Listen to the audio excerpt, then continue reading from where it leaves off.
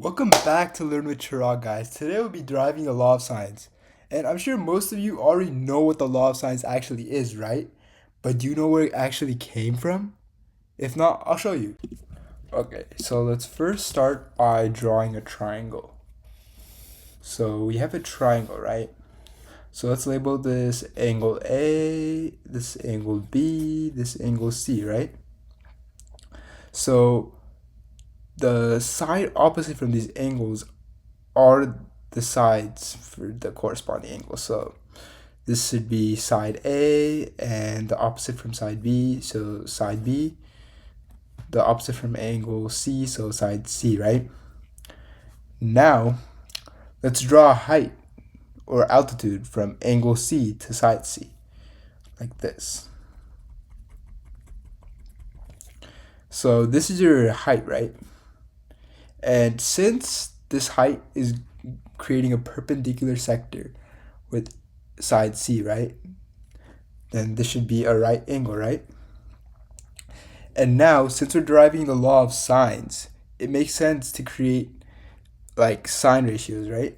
So sine of A is going to be equal to h over b, right? Since opposite over hypotenuse. Sine of B is going to be equal to h over A, right? Opposite over hypotenuse. So now, the next step is to get h by itself. So in order to do that, h is equal to b sine A.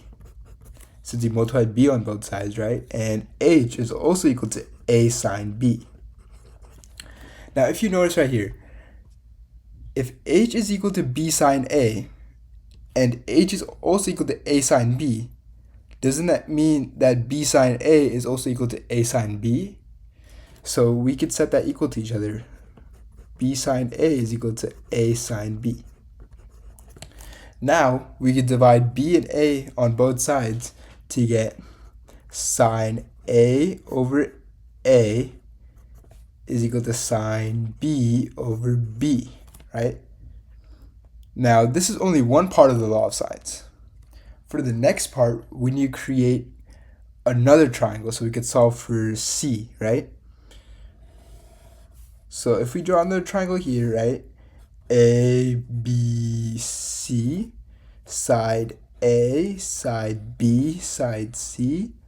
And instead of drawing an altitude or height from angle C to side C, we're going to draw a height or altitude from angle A to side A, like this.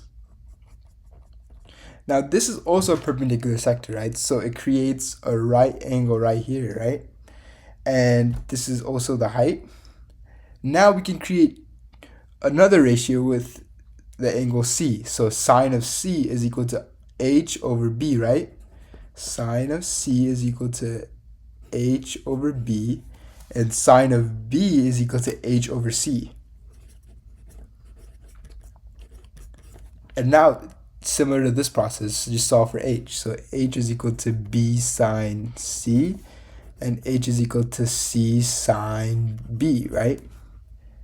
And now we can set these two equal to each other since they're both equal to h.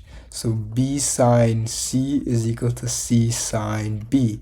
And now divide by c and b on both sides to get sine c over c is equal to sine b over b.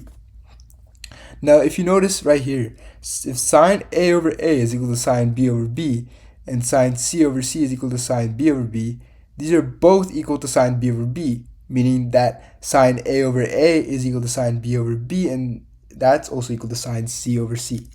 So that's the law of sines. Sine A over A is equal to sine B over B is equal to sine C over C. I hope that you guys enjoy this video and understand not only what the law of sines is, but also where it's derived from. If you have any other video recommendations, please let me know down in the comments below. Thank you.